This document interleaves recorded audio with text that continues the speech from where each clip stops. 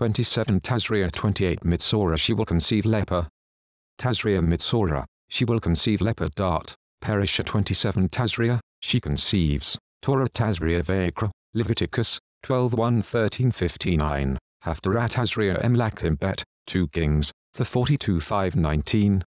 Berit Hadashah Tazria-Metzora, Matthew, 8:14, 11:26, Mark 1:40-45, Luke 2:22-24, 5:12-16, 7:18-23, Hadashah 28 Metzora person afflicted with Tzeret.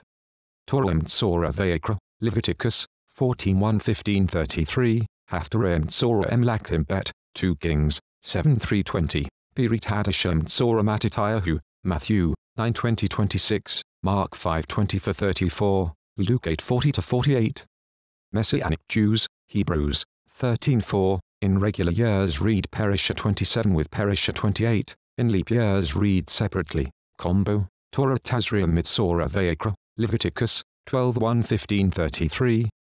Haftarah Tazria-Metzora 2 Kings, 7:3-20, Berit Hadashah Tazria-Metzora Mark 1:35-45, Luke 2:22-35, Torah Tazria-Metzora Leviticus, 12:1-15-33. 12:1 Adonai said to Moshe, tell the people of Israel if a woman conceives and gives birth to a boy, she will be unclean for 7 days with the same uncleanness as in Niddah. When she is having her menstrual period, on the 8th day, the baby's foreskin is to be circumcised. She is to wait an additional 33 days to be purified from her blood. She is not to touch any holy thing or come into the sanctuary until the time of her purification is over, but if she gives birth to a girl, she will be unclean for 2 weeks, as in her Niddah. And she is to wait another 66 days to be purified from her blood.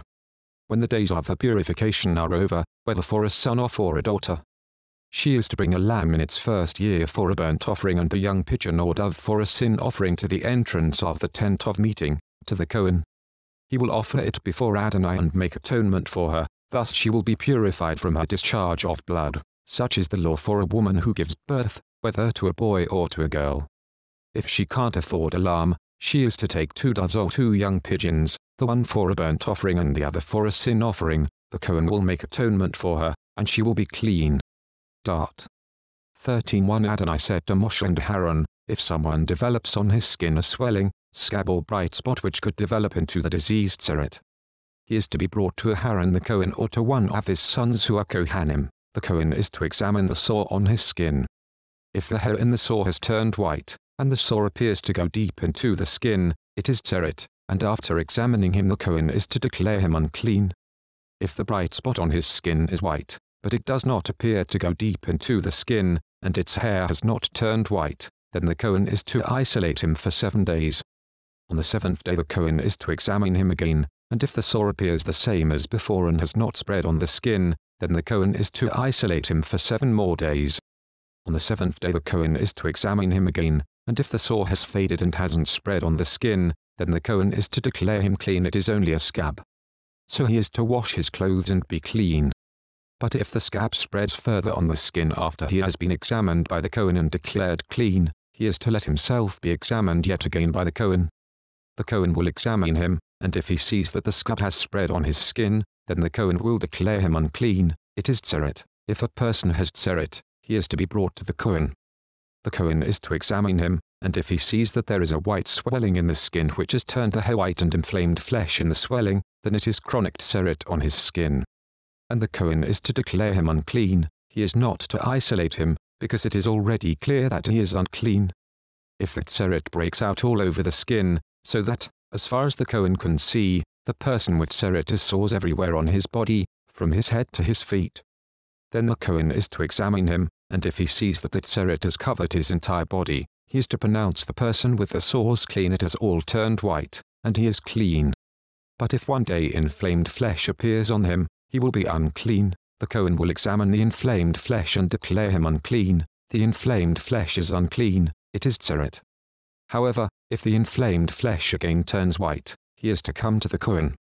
The Kohen will examine him, and if he sees that the sores have turned white, then the Kohen is to declare clean the person with the sores. He is clean. If a person has on his skin a boil that heals in such a way that in place of the boil there is a white swelling or a reddish-white bright spot, it is to be shown to the Kohen.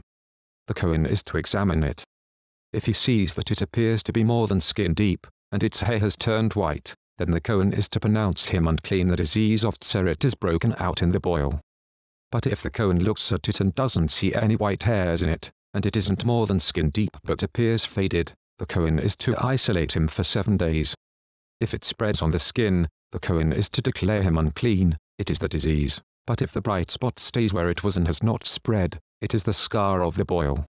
And the Kohen is to declare him clean. Or if someone has on his skin a burn caused by fire, and the inflamed flesh where it was burned has become a bright spot, reddish white or white, then the Kohen is to examine it. And if he sees that the hair in the bright spot has turned white and that it appears to be deeper than the skin around it, it is tzeret. It is broken out in the burn, and the Kohen is to declare him unclean. It is a sore from tzeret.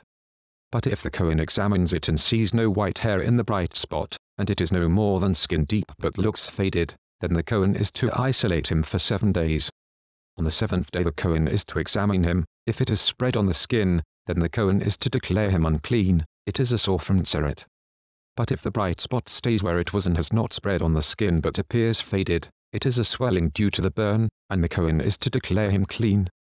Because it is only a scar from the burn. If a man or woman has a sore on the head or a man in his beard, then the Kohen is to examine the sore.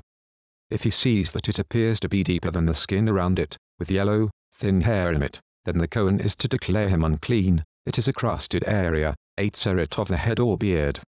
If the Kohen examines the diseased crusted area and sees that it appears not to be deeper than the skin around it, and without any black hair in it, then the Kohen is to isolate for 7 days the person with the diseased crusted area.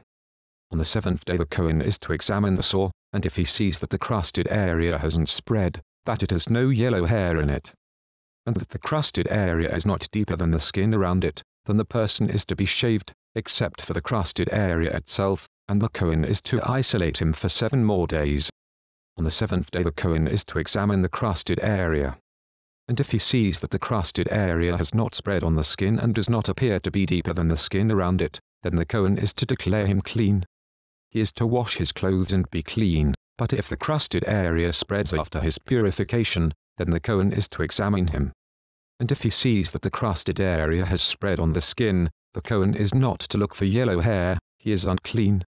But if the crusted area's appearance doesn't change, and black hair grows up in it, then the crusted area is healed. He is clean, and the Kohen is to declare him clean.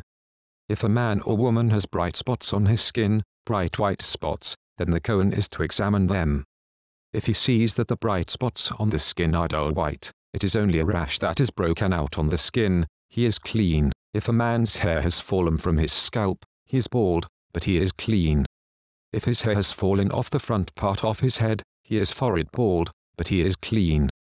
But if on the bald scalp or forehead there is a reddish white sore, it is tzeret breaking out on his bald scalp or forehead, then the Kohen is to examine him. If he sees that there is a reddish white swelling on his bald scalp or forehead, appearing like tzeret on the rest of the body, he is a person with tzeret. He is unclean. The Kohen must declare him unclean. The sore is on his head. Everyone who has tzeret sores is to wear torn clothes and unbound hair, cover his upper lip and cry, unclean, unclean.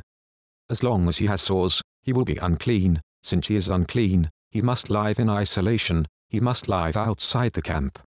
When tzeret infects an article of clothing, whether it be a woolen or a linen garment, on the threads or the woven in parts of either linen or wool, or on a hide or item made of leather, then if the stain on the garment, hide, threads, woven in parts or leather item is greenish or reddish, it is an infection of tzeret and is to be shown to the Kohen.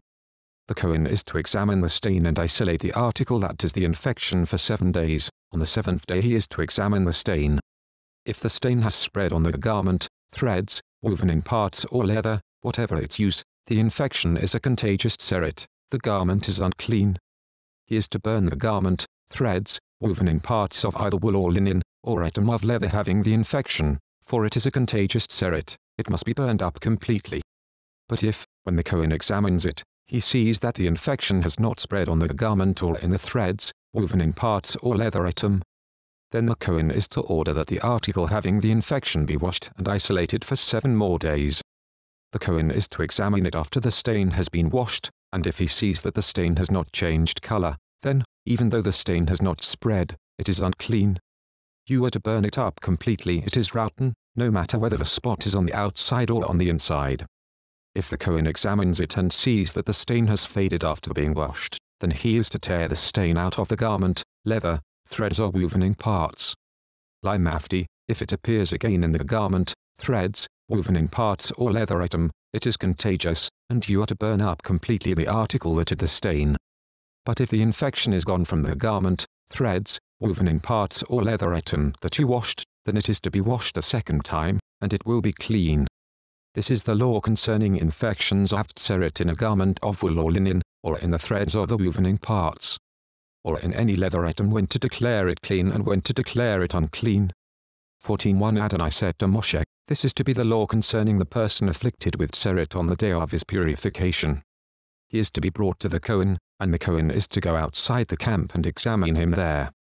If he sees that the tzeret sores have been healed in the afflicted person, then the Kohen will order that 2 living clean birds be taken for the one to be purified, along with cedar wood, scarlet yarn and hyssop leaves. The Kohen is to order 1 of the birds slaughtered in a clay pot over running water.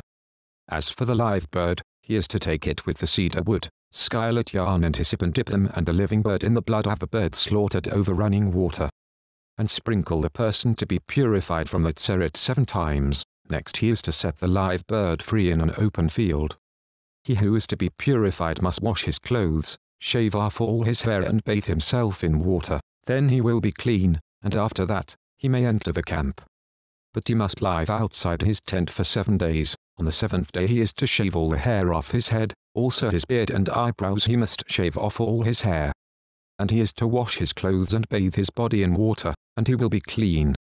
On the 8th day he is to take 2 male lambs without defect, 1 female lamb in its first year without defect, and 6½ quarts of fine flour for a grain offering, mixed with olive oil, and 2/3 of a pint of olive oil. The Kohen purifying him is to place the person being purified with these items before Adonai at the entrance to the tent of meeting.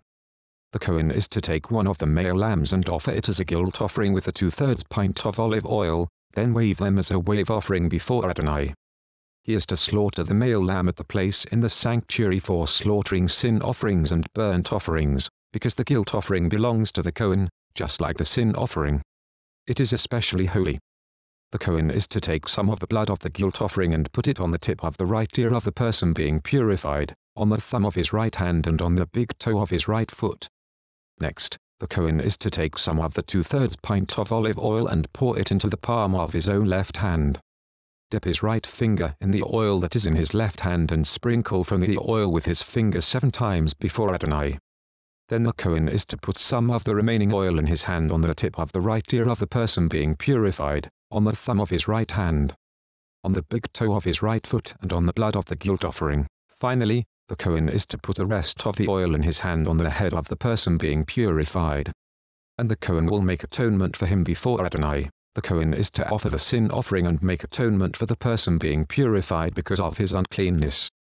Afterwards, he is to slaughter the burnt offering. The Kohen is to offer the burnt offering and the grain offering on the altar. Thus the Kohen will make atonement for him, and he will be clean.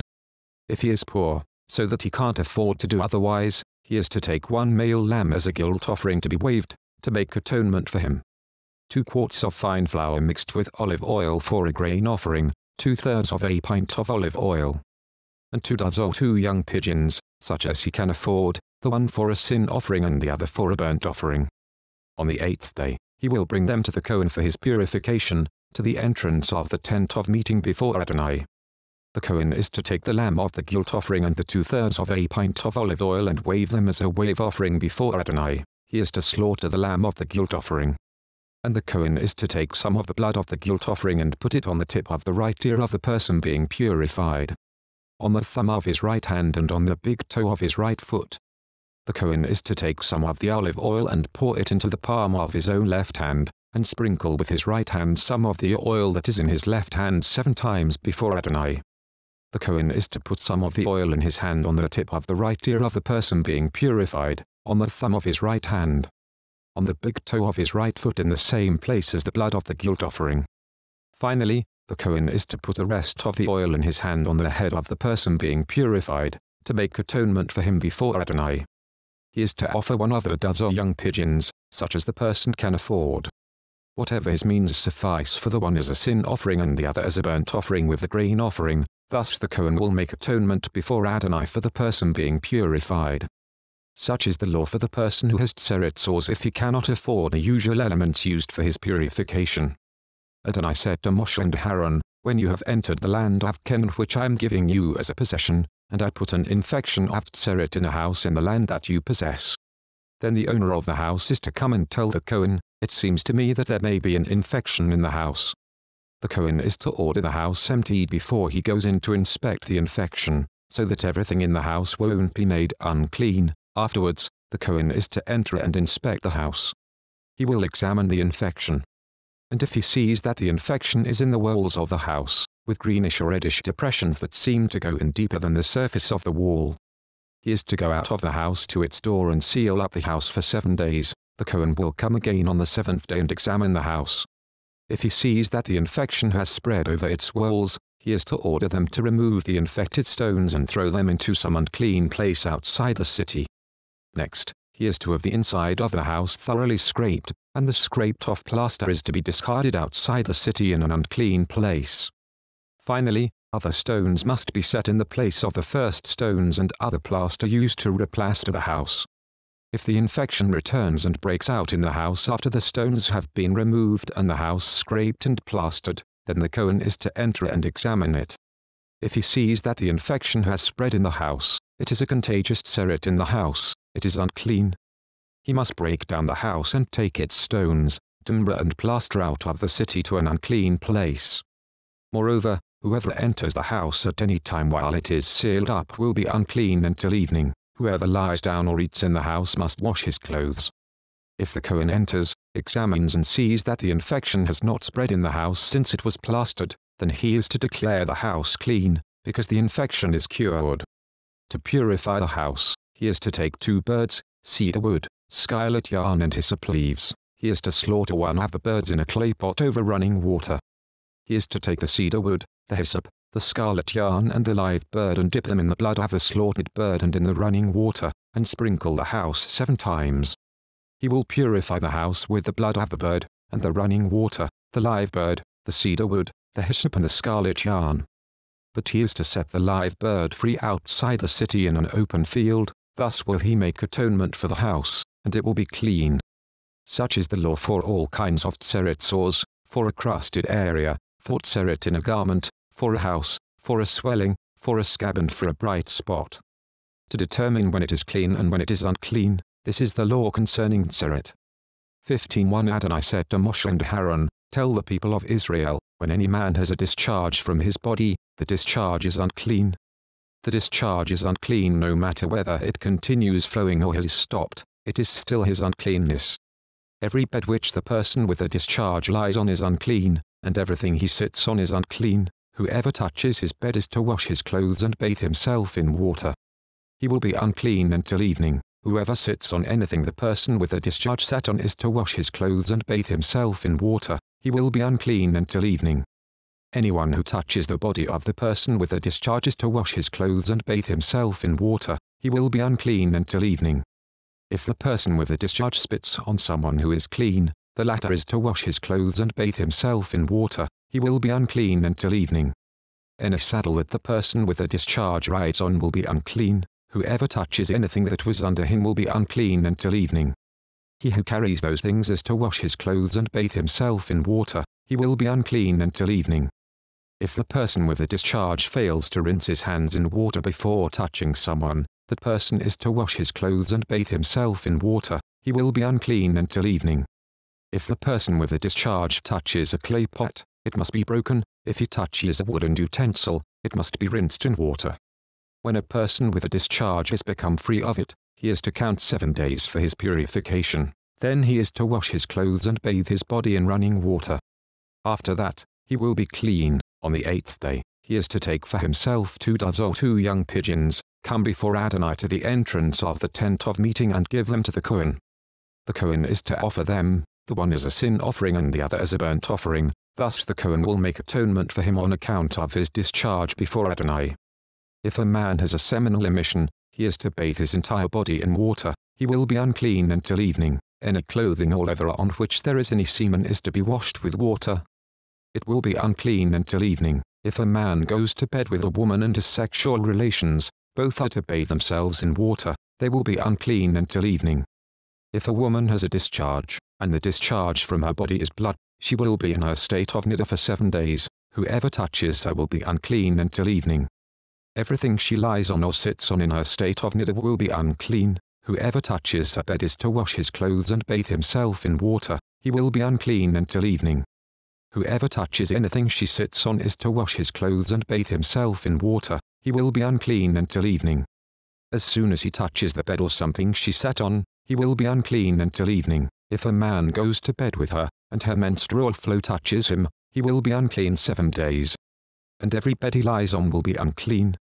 If a woman has a discharge of blood for many days not during her period, or if her discharge lasts beyond the normal end of her period, then throughout the time she is having an unclean discharge she will be as when she is in niddah she is unclean. Every bed she lies on at any time while she is having her discharge will be for her like the bed she uses during her time of niddah. And everything she sits on will be unclean with uncleanness like that of her time of niddah. Whoever touches those things will be unclean. He is to wash his clothes and bathe himself in water. He will be unclean until evening. If she has become free of her discharge, she is to count 7 days. After that, she will be clean. On the 8th day, she is to take for herself 2 doves or 2 young pigeons and bring them to the Kohen at the entrance to the tent of meeting. The Kohen is to offer the one as a sin offering and the other as a burnt offering. Thus the Kohen will make atonement for her before Adonai on account of her unclean discharge. Mafti 31. In this way you will separate the people of Israel from their uncleanness, so that they will not die in a state of uncleanness for defiling my tabernacle which is there with them. Such is the law for the person who has a discharge, for the man who has a seminal emission that makes him unclean, for the woman in niddah during her menstrual period, for the person, man or woman, with a discharge, and for the man who has sexual relations with a woman who is unclean. Haftarah Tazria-Metzora Emlachim Bet, 2 Kings, 7:3-20. 7:3. Now there were 4 men with Tzeret at the entrance to the city gate, and they said to each other, why should we sit here till we die? If we say, we'll enter the city, then the city has been struck by the famine, so we'll die there, and if we sit still here, we'll also die, so let's go and surrender to the army of Aram. If they spare our lives, we will live, and if they kill us, we'll only die. They got up during the twilight to go to the camp of Aram. But when they reached the outskirts of the camp of Aram, they saw no one, for Adonai had caused the army of Aram to hear the sound of chariots and horses. It sounded like a huge army. And they said to each other, the king of Israel must have hired the kings of the Hittite and the kings of the Egyptians to attack us. So they jumped up and fled in the twilight, leaving their tents, horses, donkeys and the whole camp just as it was, and ran for their lives. When these men with Tzeret reached the outskirts of the camp, they entered one of the tents, ate and drank, then took some silver, gold and clothing, and went and did it. Next they returned and entered another tent, took stuff from there, and went and did it. But finally they said to each other, what we are doing is wrong.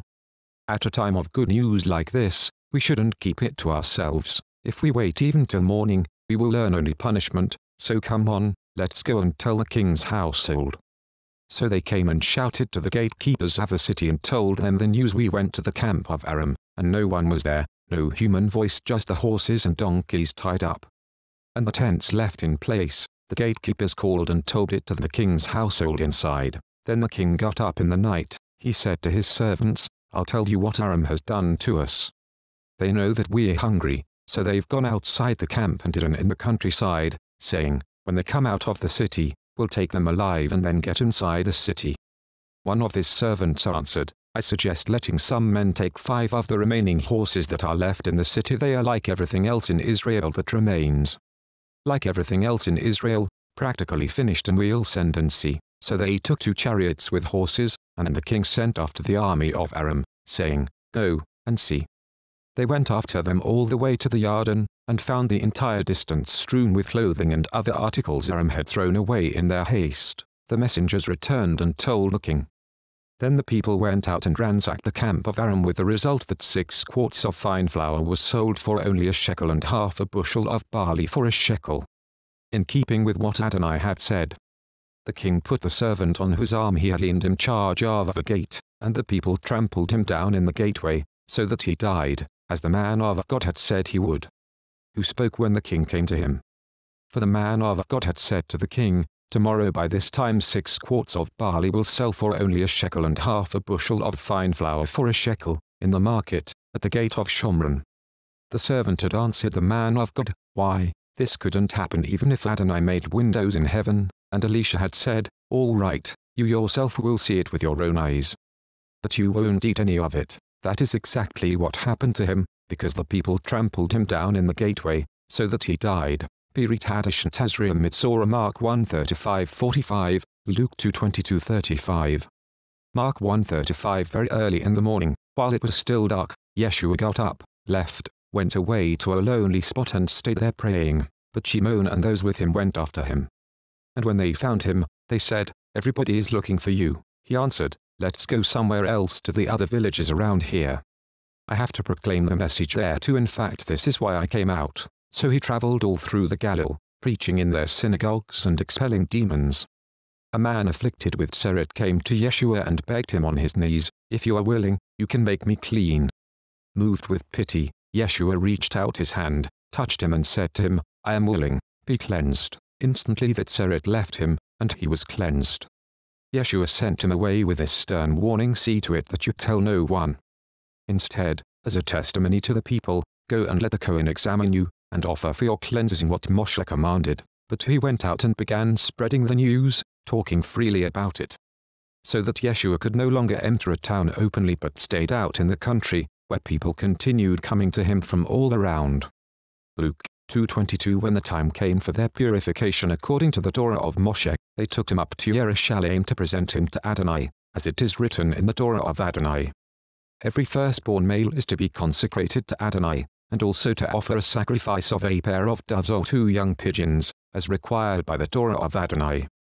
There was in Jerusalem a man named Shimon. This man was a tzaddik, he was devout, he waited eagerly for God to comfort Israel, and the Ruach HaKodesh was upon him. It had been revealed to him by the Ruach HaKodesh that he would not die before he had seen the Messiah of Adonai. Prompted by the Spirit, he went into the temple courts.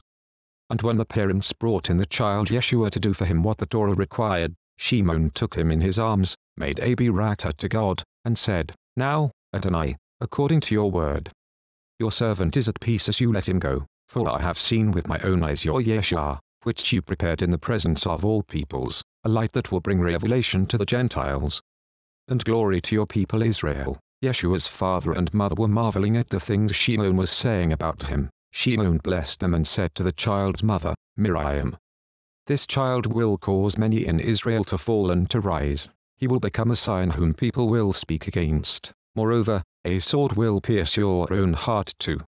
All this will happen in order to reveal many people's inmost thoughts,